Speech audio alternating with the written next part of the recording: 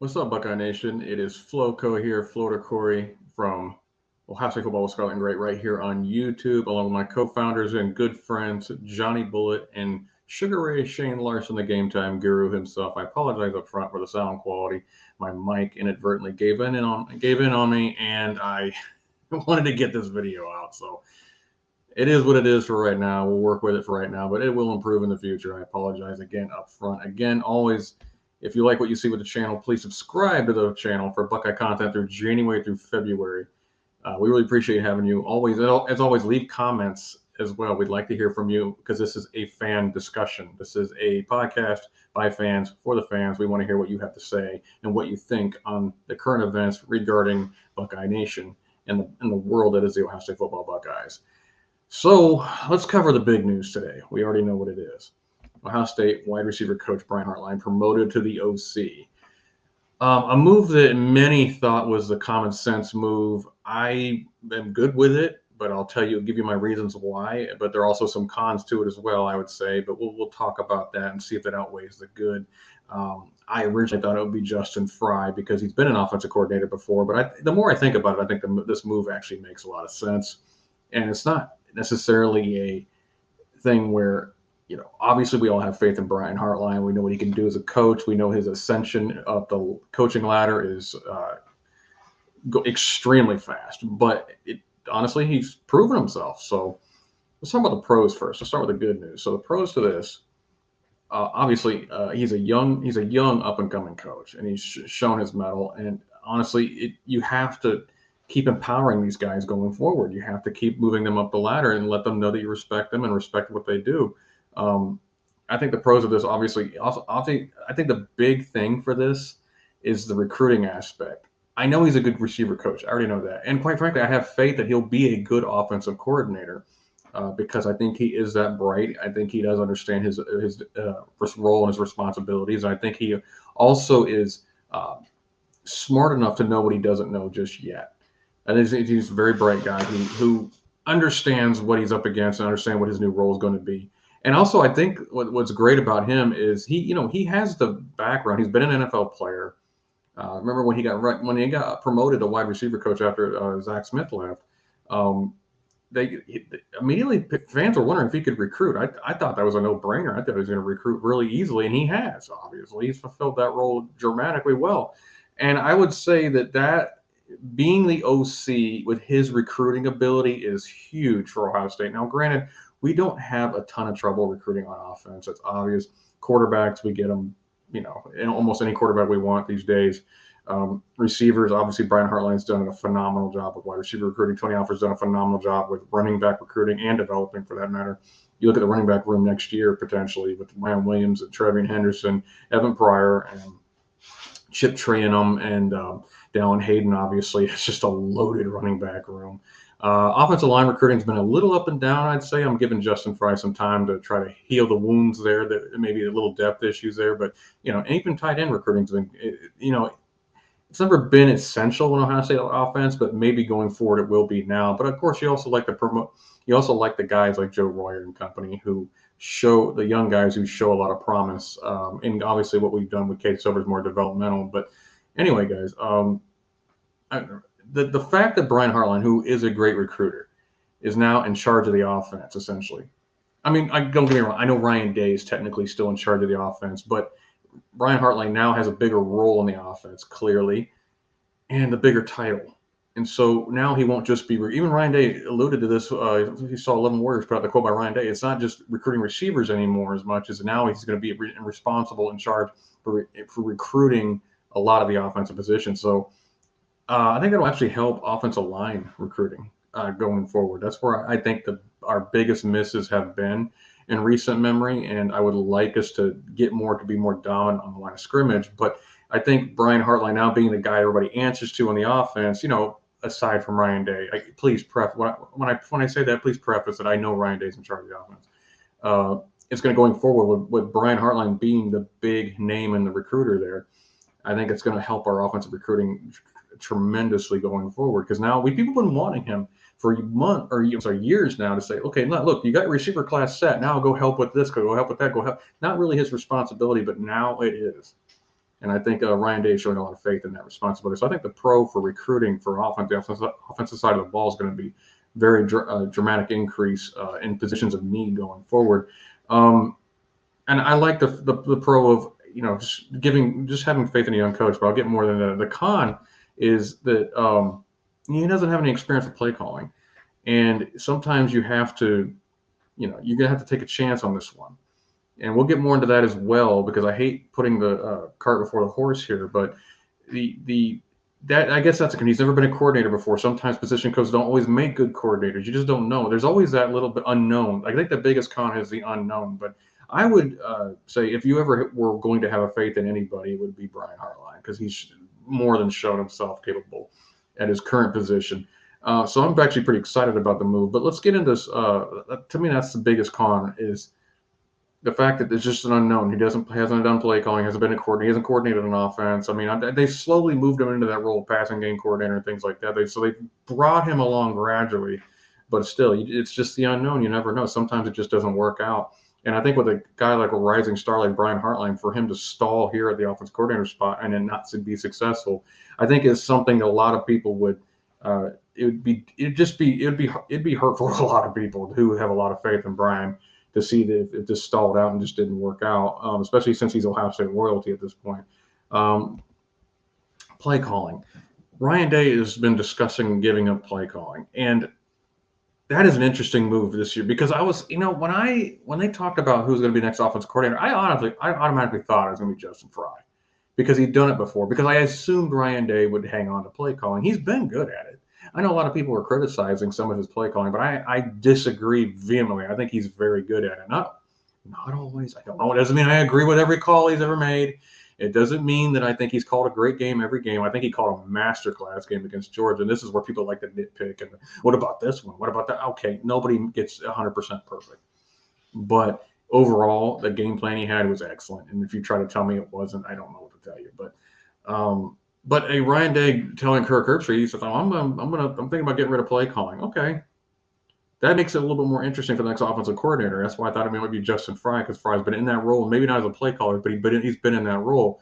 And then I started to think about it more, and I'm thinking, well, crying out loud. I guess this is a huge chance he's taking on somebody kind of new to this. He's gonna. I know now Ryan Day is going to be heavily involved with the game planning, and he's going to be involved with the game with the play calling. But to kind of insinuate he's handing it over and giving it to a young guy who hasn't done it, but we're showing a lot of faith in the young coach. And so you say, why Hartline over Frye? And there's a key reason here, I would think, at this point in time with Ohio State. The wide receiver room is extremely healthy. We can agree with that, right? I mean, next year they got all the veterans coming back. It looks like Julian Bunning's coming back, unless he decides different. I don't know. But yeah, Marvin Harrison, obviously, Mecca Egbuka, Julian Fleming, obviously coming back. You're bringing in guys like Brandon Ennis, who's probably going to play pretty quickly. Carnell Tate might be playing pretty quickly. You still got Jalen Ballard, who's been in the program a couple of years, and you got other young guys to look out for. Who, unless they transfer out, well, there's going to be some transfers already, but the room is healthy, and I'm not saying it can run itself. That's obviously not what's going to happen here. But Brian Hartline, you could elevate him to a position where that wide receiver room is still in good hands, is still in good shape. And the interesting part about it is, with Keenan Bailey being the assistant coach to Brian Hartline for many years, now the full-fledged tight ends coach, he's got more to – Keenan's not the guy who can coach that anymore. He's got to be focused on the tight ends. I'm sure he'll lend a hand here and there because of his experience. I mean, Kevin Wilson would lend a hand to Coach Stud with the offensive line quite frequently. But that being said, it's because now with Brian Hartline's new responsibilities, he's still going to be a wide receiver coach. Okay, so it'd be a little interesting to see. I think the fact that the wide receiver room is that healthy allows Ryan Day to have the faith in elevating Brian Hartline, not only because he created a healthy wide receiver room, but because he knows that it'll be fine. The offensive line needs some work, and we have so many question marks going into next year. Thank God Matt Jones decided to come back for the year. So I look at it and say, well, why over Frye? Brian Hartline does have seniority over Frye here at Ohio State, and he's been loyal, and he's fielded gosh knows how many offers, and he's turned them down to stay at Ohio State. And Ohio State is reciprocated by pay raises and title raises and things like that. But Frye right now, he just got here, and he's got to fix that offensive line room. And we got a lot of question marks. We don't know who our tackles are going to be next year. I mean, he kind of walked into a situation where he had the talent in place with Big Thanos and DeJuan Jones and Paris Johnson on the bookends. You had experience with Matt Jones. You had experience with Luke Whippler, who kind of shocked us. I guess he shocked the staff a little bit by leaving it early. I mean, I get it. It'd probably be a day 2 pick, but you were hoping Whippler would come back. Now you got Matt Jones and Donovan Jackson back. You got a 5-star Donovan Jackson who could fill a role there.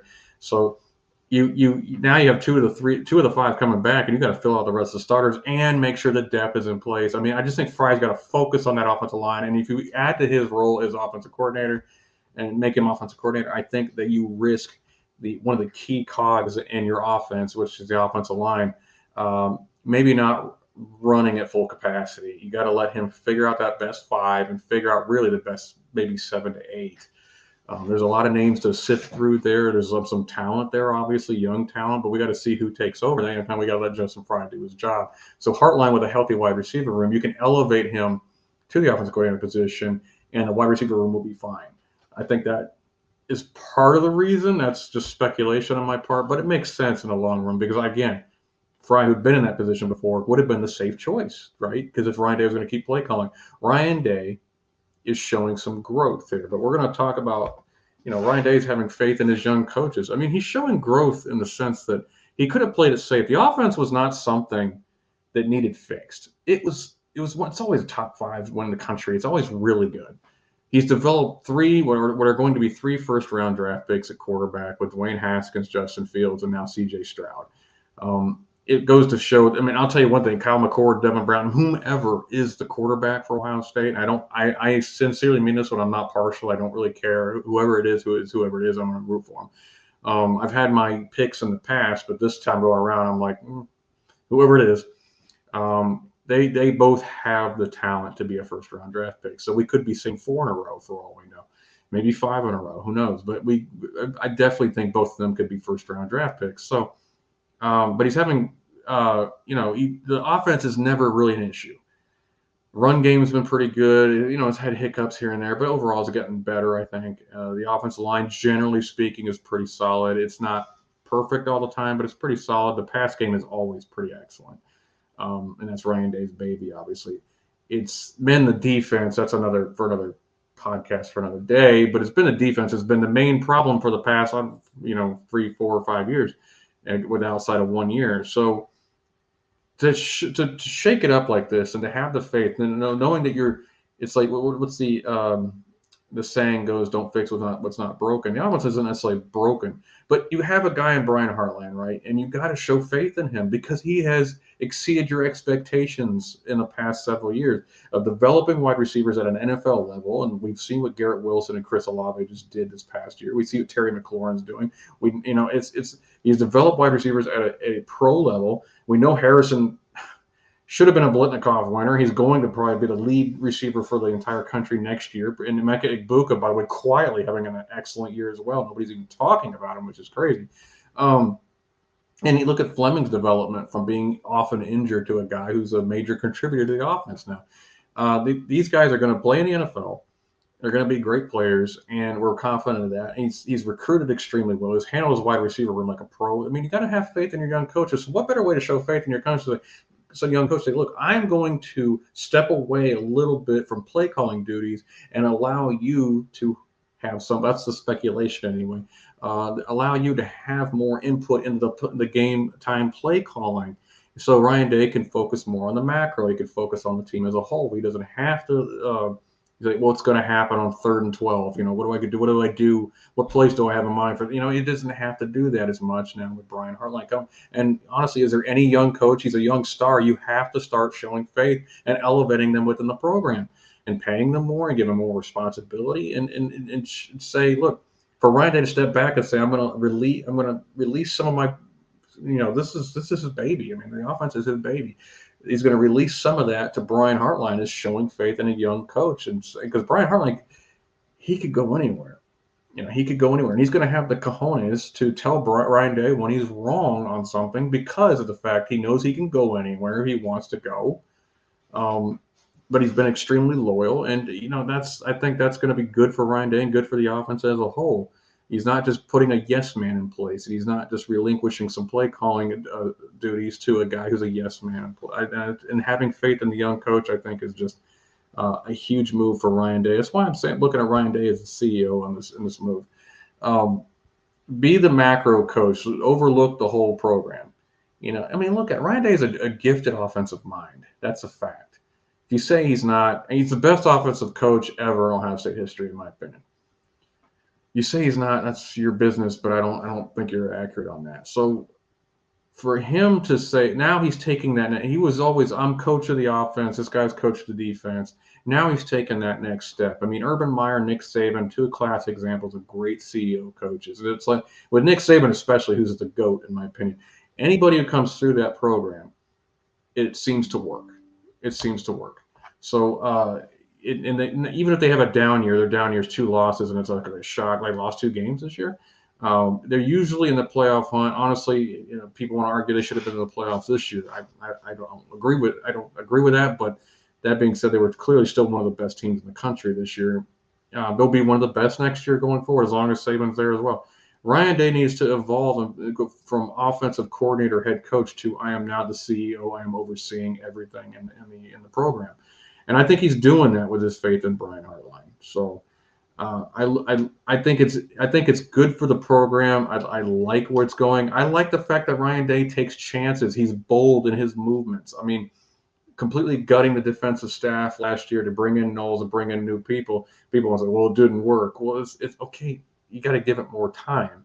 He's smart enough to give things time, but he also knows when to cut the cord. I think he's actually really good about that overall. You may disagree with me. Leave a comment if you disagree with me on that. Because I know a lot of people are hasty and they're like, get rid of him. I don't care, one bad game. Well, I don't agree with that method. I think you have to give things time to, to just let things cook a little while, let things bake a little while. But he's also for him to take a step back on the offensive side of the ball, something that could have been the safe choice. And said, no, we'll keep doing what we do because the offense is usually fine. And said, no, I need to move on. We can't get stale. We gotta keep elevating the program. How can I elevate the program? We have great rising star young head coach or young coach. Well, Hartline probably will be a head coach at some point. Young coaches. How do I to keep them involved, get them more involved without just destroying the program? I know a lot of people are nervous about it. I actually like it because I think if I'm going to have faith in anybody, it'll be Brian Hartline. And I think there's other young coaches in the program like Tony Alford that need a look as well. But we'll see. I think Justin Frye is an up and coming rising coach. I mean, we got a lot of good guys. I'd like to see that more on the defensive side of the ball. But other than Eliano, I'm not sure who's like an up and coming coach. So anyway. But I like the move, guys. Leave a comment below and tell me what you think about the move of Brian Hartline to OC. Are you happy about it? Are you not happy about it? Are you excited about it? Do you think it's a good move? Are you nervous that he might be doing some play calling? I mean, tell me what you think, guys. And as always, I really appreciate you guys tuning in. So subscribe for more Buckeye content. We appreciate it, guys, as always. Like the video if you like what you see. And as we sign off every show, goodbye, God bless, and of course, go Bucks.